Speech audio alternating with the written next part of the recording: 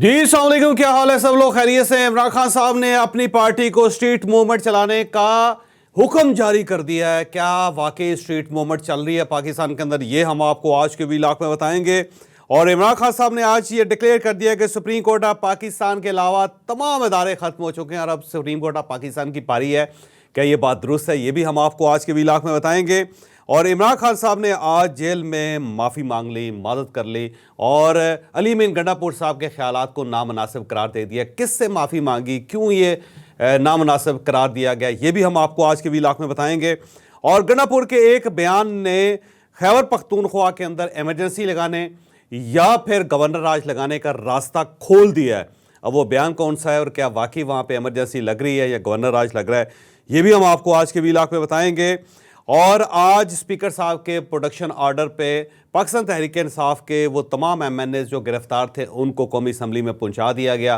क्यों पहुंचाया, कैसे पहुंचाया, ये भी हम आपको आज के व्लॉग में बताएंगे।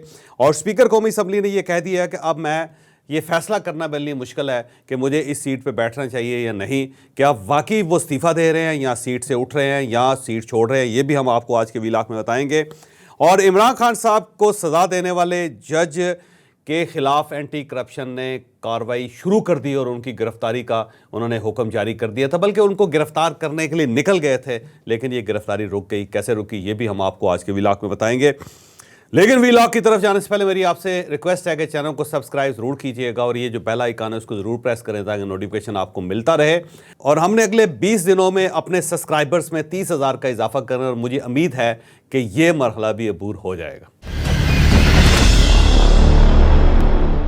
सबसे पहले इमरान खान साहब की तरफ जाते हैं। इमरान खान साहब ने आज सहाफ़ियों से गुफ्तगू करते हुए ये कह दिया है कि मैंने अपनी पार्टी को ये कह दिया है कि स्ट्रीट मूवमेंट के लिए तैयारी कर लें और अब अगर सड़कों के अंदर, गलियों के अंदर कोई तहरीक चलेगी तो फिर हमसे ना कहना कि पाकिस्तान की इकॉनमी जो है उसको हमने ख़राब कर दिया या पाकिस्तान के अंदर लॉ एंड ऑर्डर का मसला बन गया या पाकिस्तान अब सही तरीके से चल नहीं सकेगा या बाहर से दुश्मन जो है वो पाकिस्तान के ऊपर दबाव डाल रहे हैं।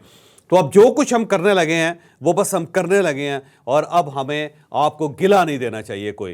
तो उन्होंने एक वार्निंग जारी कर दी है और उस वार्निंग के तहत अब वो सोच रहे हैं कि वो एक स्ट्रीट मूवमेंट चलाएंगे। और ये स्ट्रीट मूवमेंट उसी किस्म की होगी जैसे बांग्लादेश के अंदर चली थी, जैसे स्टूडेंट्स ने वहाँ पे बाहर निकल के पूरे सिस्टम को हिला दिया था। तो इमरान खान साहब का ख्याल ये है कि जब इनके लोग निकलेंगे तो ये इसी तरह मामलात को सेटल करेंगे जिस तरह बांग्लादेश के अंदर हुए हैं। और ये जो हुकूमत है या ये जो इस्टेब्लिशमेंट है या ये जो लोग हैं जो इमरान खान साहब का रास्ता रोक के बैठे हुए हैं उन सब लोगों को आवाम फारिग कर देगी। तो इमरान खान साहब का ये ख्याल भी है और आज उन्होंने ये ऐलान भी कर दिया। लेकिन अब सवाल ये है कि ये स्ट्रीट मूवमेंट चलाएगा कौन? क्या अली मीन गंडापुर साहब चलाएंगे? क्योंकि अली मीन गंडापुर साहब की तो अपनी कुर्सी हिल गई है। ये कुर्सी कैसे हिली है आगे चल के मैं आपको पूरी तफसील के साथ बताऊँगा।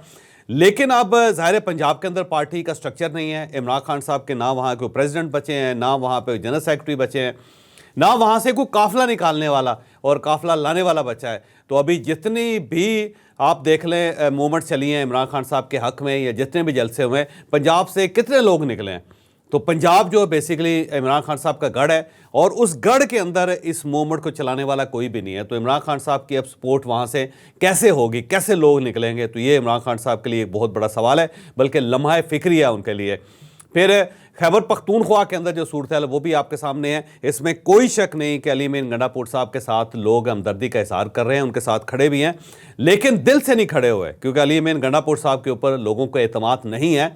बल्कि वहाँ पे पार्टी के लोगों ने अब ये कहना शुरू कर दिया है कि ये इमरान खान साहब को रिप्लेस करना चाहते हैं। ये एक नया कैंडिडेट तैयार हो रहा है जो इमरान खान साहब की जगह लेगा और ये इस्टेब्लिशमेंट के साथ मिल के कर रहे हैं जो कुछ कर रहे हैं। अब पार्टी के लोगों ने वहाँ ये कहना शुरू कर दिया है।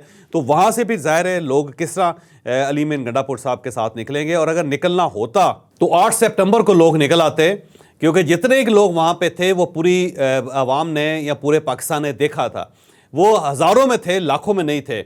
अगर आपने लोगों को निकालना था तो 8 सितंबर को आपको 40-50 लाख लोगों को ले आते खैबर पख्तूनख्वा से। पूरा खैबर पख्तूनख्वा अगर ले आते, आप इस्लामाबाद की तरफ मार्च करवा देते तो आज ज़ाहिर मुख्तलिफ होती सूरत हाल। लेकिन उस वक्त अली मीन गंडापुर साहब अपना पूरा इन्फ्लुएंस इस्तेमाल करने के बावजूद भी वहाँ पे लाख के करीब भी लोग जमा नहीं कर सके। इनका क्लेम है कि जी वो लाख से ज़्यादा लोग थे, जबकि गवर्नमेंट और बाकी दूसरे इदारे जो हैं वो उसे कहते हैं 20-30 हज़ार से ज़्यादा लोग नहीं थे। और अगर आप दूर से देखें तो आपको नज़र भी आता था कि दाएं बाएं हर तरफ हरियाली थी, दरख्त थे, पौधे थे और खेत थे, और उस दरमियान एक छोटा सा जलसा हो रहा था जिसके अंदर लोग बैठे हुए थे। तो अगर वो 8 सितंबर को गंडापुर साहब वहाँ पे एक बड़ा जलसा नहीं कर सके तो पूरे पाकिस्तान के अंदर एक स्ट्रीट मूवमेंट कैसे चलेगी, ये एक सवाल है जो इमरान खान साहब को बहरहाल इसके बारे में सोचना चाहिए।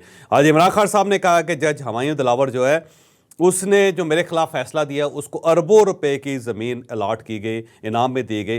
वो वाकई दी गई थी या नहीं दी गई थी वो आगे चल के मैं आपको बताता हूँ कि वो ज़मीन कितनी थी और क्या वाकई जज हुमायूं ने वो ज़मीन हासिल की थी या नहीं की थी। बहरहाल खैबर पख्तूनख्वा के अंदर जज हुमायूं दिलावर साहब के खिलाफ कार्रवाई जारी है और वहाँ पे एंटी करप्शन इस वक्त एक्टिव हुई है। और एंटी करप्शन का ये कहना है कि बन्नू में सरकारी ज़मीन उनके पास कब्ज़े में है, 419 कनाल राजी का कहा जाता है, और ये राजी जो है वो कहा जाता है जी उनके वालिद के नाम पे है। लेकिन जब थोड़ी सी तफसील में जाके देखा जाता है तो पता ही चलता है कि उनके वालिद के नाम पे जो ज़मीन है वो 1976 में और 1980 में हुई थी, और ये 39 कनाल का इशू है। अब सवाल ये है कि 1976 में या 1980 में अगर उनके वालिद के पास ये ज़मीन चली गई थी तो क्या वालिद को पता था कि जो मेरा बेटा है उसने फिर लॉ करना है, लॉ करने के बाद उसने जज बनना है, जज बनने के बाद फिर इमरान खान साहब की गवर्नमेंट आनी है, फिर उस गवर्नमेंट का खात्मा होना है, और गवर्नमेंट जब ख़त्म हो जाएगी तो फिर एक तोशा खाने का केस बनेगा और फिर मेरा बेटा जो है वो केस सुनेगा और उसके बाद वो फैसला करेगा। तो अगर तो उनके वालिद को ये पता था तो वाकई वो बहुत ज़ीरक हैं, फिर वो वली कामल हैं, उनके हाथ चूमने चाहिए।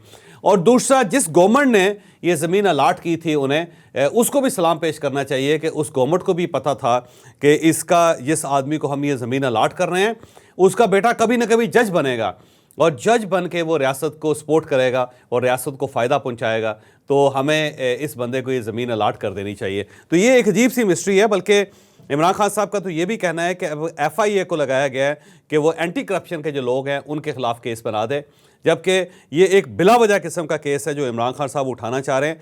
इससे ये कोई बहुत ज़्यादा अदलिया के अंदर अपने लिए फेवरेबल हालात पैदा नहीं कर सकेंगे, क्योंकि आज भी पेशावर हाई कोर्ट ने जज साहब के ख़िलाफ़ कार्रवाई से रोक दिया एंटी करप्शन को। तो जब आप इस लेवल पे जाएंगे तो फिर जुडिशरी भी आपके खिलाफ हो जाएगी, फिर वहाँ से जो आपको रिलीफ मिल रहा है वो भी नहीं मिलेगा। तो मेरा ख्याल है इमरान खान साहब और अली मीर गंडापुर साहब एक ऐसी जंग में चले गए हैं कि जिसका इन्हें मज़ीद नुकसान हो सकता है, फ़ायदा बहरहाल इन्हें कोई नहीं होगा। इमरान खान साहब ने यह भी कहा कि सुप्रीम कोर्ट के अलावा तमाम इदारे जो हैं उन्होंने तबाह कर दिए हैं, सिर्फ सुप्रीम कोर्ट बची है, और अब सुप्रीम कोर्ट ऑफ पाकिस्तान के ऊपर नज़र है इनकी। सुप्रीम कोर्ट ऑफ पाकिस्तान को भी ये बाकी इदारों की तरह तबाह करना चाहते हैं। और साथ ही उन्होंने ये भी कहा कि काजी फायज ईसा साहब जो हैं वो गवर्नमेंट को तहफ़्फ़ुज़ दे रहे हैं और ये बड़ी ज़्यादती है और वो इदारा तबाह कर रहे हैं। और साथ उन्होंने ये भी कहा कि जो कुछ 1971 में हुआ था ये सारा मामला उसी तरफ जा रहा है। उस वक्त भी इसी किस्म के इक़दामात थे जिसकी वजह से 50,000 पाकिस्तानी मारे गए थे। मेरा ख्याल है इमरान खान साहब को चाहिए कि वो बाकायदा रिपोर्ट्स पढ़ लें, वो अदाद शुमार निकाल लें। 50,000 लोग नहीं मरे थे वहाँ पे उस बांग्लादेश की मूवमेंट में। और जो बार बार ये भी कहा जाता है कि 90,000 हमारे फ़ौजी जो थे वो कैद में चले गए थे इंडिया के, जबकि 90,000 फ़ौजी नहीं थे, 34,000 फ़ौजी थे। बाकी जो लोग थे वो सिविलियन थे, कोई PIA का मुलाजम था, कोई रेडियो ऑफ पाकिस्तान का मुलाजम था, कोई टेलीविज़न का मुलाजम था, किसी का ताल्लुक़ नेवी के साथ था, कोई एक डाकखाने के अंदर काम करता था, कोई नेशनल बैंक के अंदर काम करता था। तो इस तरह मिला के वो 90,000 बने थे। जो टोटल फ़ौज थी बांग्लादेश के अंदर या उस वक्त मशरक़ी पाकिस्तान के अंदर वो 34,000 थे। तो 34,000 फ़ौजी थे, बाकी सारे वो लोग थे जो सरकारी मुलाजम थे लेकिन उनका फ़ौज पाकिस्तान के साथ कोई ताल्लुक़ नहीं था। तो इमरान खान साहब उसको भी हमेशा कोट कर देते हैं। तो मेरा ख्याल खान साहब को इन चीज़ों के बारे में पढ़ना चाहिए। फिर खान साहब ने माजरत भी की। आज उन्होंने कहा कि जो अली मीर गंडापुर साहब हैं उन्होंने तकरीर करते हुए जो सहाफ़ियों के बारे में अल्फाज कहे वो नामनासिब हैं। सहाफ़ी जो हैं वो बाकायदा जहाद कर रहे हैं, इस वक्त वो बड़े प्रेशर के साथ काम कर रहे हैं, और सहाफ़ियों के जो काम है उसको तस्लीम भी करना चाहिए और उसे अप्रिशिएट भी करना चाहिए। तो जोश खताबत के अंदर अली मीर गंडापुर साहब इनके बारे में बहुत कुछ कह गए, जबकि वो जोश खताबत नहीं था, बाकायदा लिखा लिखाया समझा समझाया किस्म का बयानिया था जो गंडापुर साहब ने दिया था। उन्होंने बाकायदा एक खातून सहाफ़ी जो है उसका नाम नहीं दिया, लेकिन जो उसके बारे में अल्फाज कहे थे वो मेरा नहीं ख्याल कि स्लिप ऑफ टंग थे या कोई उन्होंने जोश खताबत में कहा था। और जो सहाफ़ियों के बारे में मसलसल वो गुफ्तगू करते जा रहे थे, ये बेसिकली पाकिस्तान तहरीक इंसाफ का एक नैरेटिव है। वो ये समझते हैं कि जो लोग इनके साथ हैं सिर्फ वही ठीक हैं, सिर्फ उन्हीं को प्रोफेशनल मानना चाहिए, और जो लोग आपके ख़िलाफ़ हैं या उनके ख़यालात आपके साथ मैच नहीं करते तो वो लोग या तो बिके हुए हैं या फिर मुल्क दुश्मन है या फिर वो वही हैं जो जिसके बारे में गंडापुर साहब ने इजहार किया था। तो ये बेसिकली पाकिस्तान तहरीक इंसाफ की अपनी एक सोच है जिसका इजहार वो हर जगह पे करते रहते हैं। आज एक और अच्छी खबर जो पाकिस्तान तहरीक इंसाफ के लिए थी वो ये थी कि इनके जो लोग गिरफ्तार कर लिए गए थे 9 और 10 सितंबर को कि दरमियानी रात को, उन्हें आज स्पीकर साहब के प्रोडक्शन आर्डर पे कौमी असम्बली पहुंचा दिया गया है। वो जब वापस आए तो उनके जो कोलीग्स हैं उन्होंने खड़े होकर उनका इस्तकबाल किया, उन्हें गले लगाया, उनके लिए नारेबाजी की गई और उन्हें अप्रिशिएट किया गया।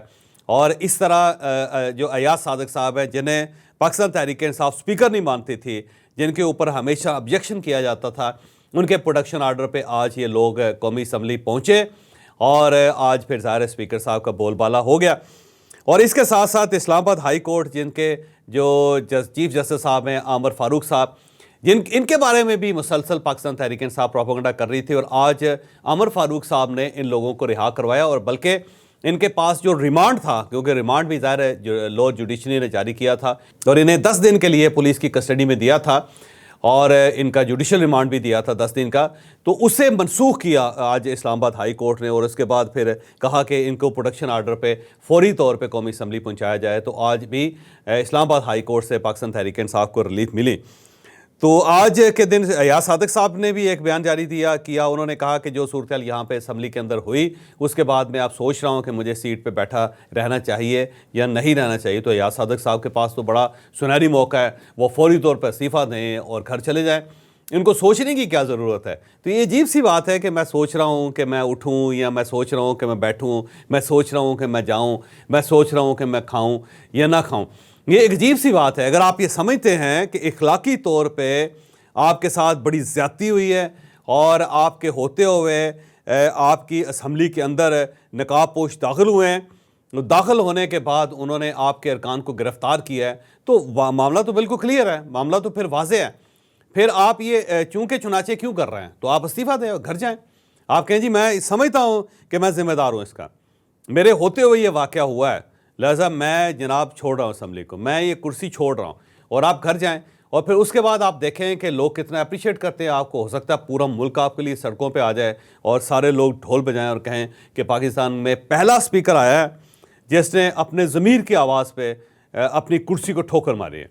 और पाकिस्तान तहरीक इंसाफ भी ज़ाहिर है फिर आपको उठा लेगी और हो सकता है कि आपको पाकिस्तान तहरीक इंसाफ अपना चेयरमैन बना दे। तो अयाज सादिक साहब को चाहिए कि वो सोचें ना, क्योंकि अब सोचने का जो वक्त है वो गुजर गया है। या फिर वो स्टैंड करे कि जो कुछ हुआ वो ठीक हुआ है, या वो कहे कि गलत हुआ है और मैं इसकी जिम्मेदारी कबूल करता हूँ, लें ये पड़ा हुआ इस्तीफ़ा और मैं जा रहा हूँ। तो बड़ा आसान काम है। तो ये जो आप कह रहे हैं कि मैं सोच रहा हूँ कि मैं कुर्सी पर रहूँ या मैं कुर्सी पर ना रहूँ, मैं इस्तीफ़ा दूँ या ना दूँ, अगर मामला इखलाकियात का है, अगर मामला असूल का है, तो फिर आपको चाहिए कि आप कुर्सी को ठोकर मारे और निकल जाएँ। और अगर मामला इखलाकियात का नहीं है, आइन का है, कानून का है, तो फिर स्टैंड करें कि जो कुछ हुआ है वो दुरुस्त हुआ है। तो ये कौन सी बात हुई कि आपके होते हुए कौमी असम्बली के अंदर लोग आए और उन्होंने लाइटें ऑफ करके लोगों को गिरफ़्तार किया, गिरफ़्तार करके वो ले गए और आप प्राइम मिनिस्टर के इशाइये में थे और वहाँ आपको बताया गया कि वहाँ जो कुछ हो रहा है आपकी असम्बली में, और आप वहाँ से आपको इतनी तौफीक नहीं हुई कि आप अपनी असम्बली आते और वहाँ से पुलिस को बाहर निकालते, तो आप चुप करके वहाँ इशाइये में बैठे और वहीं से अपने घर चले गए।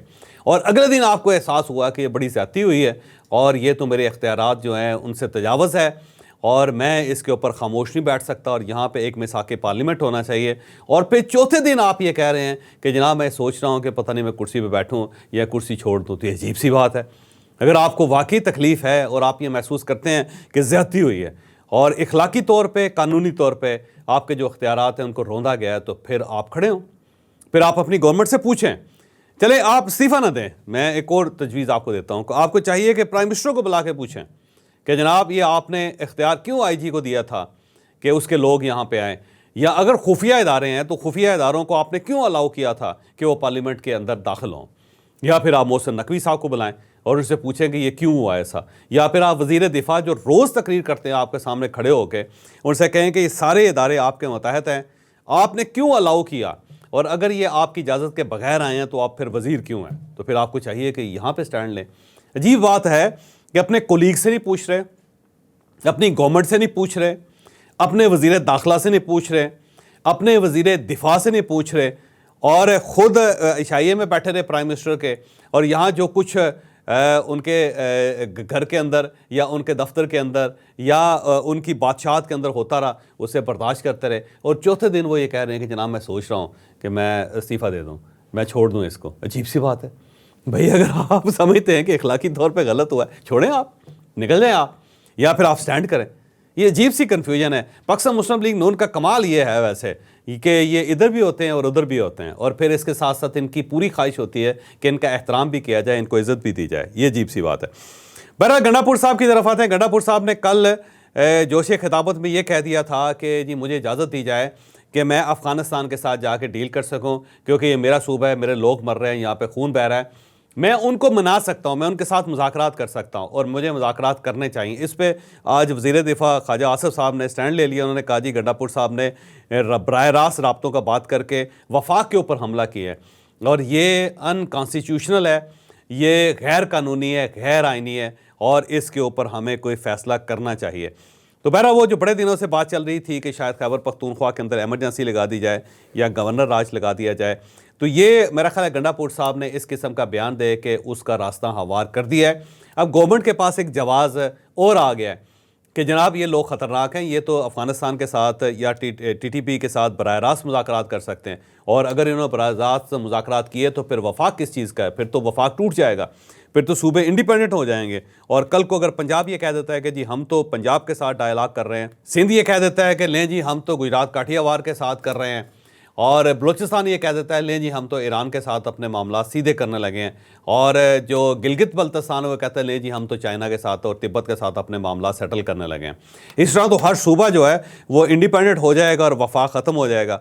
तो ये तो वैसे बात जो है ख्वाजा आसिफ साहब ठीक कर रहे हैं, लेकिन अब सवाल ये कि क्या गवर्नर राज लगाया जा सकता है। मेरा ख्याल है गवर्नर राज मौलाना फजलुर रहमान साहब की मर्ज़ी के बगैर नहीं लग सकता, और मौलाना फजलुर रहमान साहब ये चाहते हैं कि फैसल करीम कुंडी साहब को फारिग करके इनका गवर्नर लगा दिया जाए और इनके जो समधी हैं उनको दोबारा गवर्नरशिप दे दी जाए। और अगर इनके समधी गुलाम अली साहब जो हैं, हाजी गुलाम अली साहब अगर वहाँ पे गवर्नर बन जाते हैं, तो फिर मौलाना फजलुर रहमान साहब कहेंगे कि लें जनाब यहाँ पे जो आप आइनी तरमीम लेके आ रहे हैं, मेरे सेनेटर्स, मेरे MNAs भी हाज़िर हैं, और साथ फौरी तौर पे आप खैबर पख्तूनख्वा के अंदर गवर्नर राज लगा दें और तमाम अख्तियारात जो हाजी गुलाम अली साहब को दे दें। तो ये उस वक्त तो मौलाना फजलुर रहमान साहब मान जाएंगे। लेकिन अगर मौलाना फजलुर रहमान साहब को गवर्नरशिप नहीं मिलती तो मौलाना फजलुर रहमान साहब फिर इमरान खान साहब के साथ ही हैं, फिर ना वहाँ पे गवर्नर राज लग सकेगा, ना वहाँ पे एमरजेंसी लग सकेगी, और ना ही ये आइनी तरमीम जो है वो मंजूर होगी। तो अब ये सारा फ़ैसला मौलाना फजलुर रहमान साहब ने करना है, और मौलाना फजलुर रहमान साहब को अगर आपने राज़ी कर लिया तो बहुत कुछ हो जाएगा, और अगर वो राज़ी ना हुए तो फिर ना गवर्नर राज लग सकता है, ना इमरजेंसी लग सकती। मुझे इजाज़त दीजिए, अगले व्लॉग में मुलाकात होगी।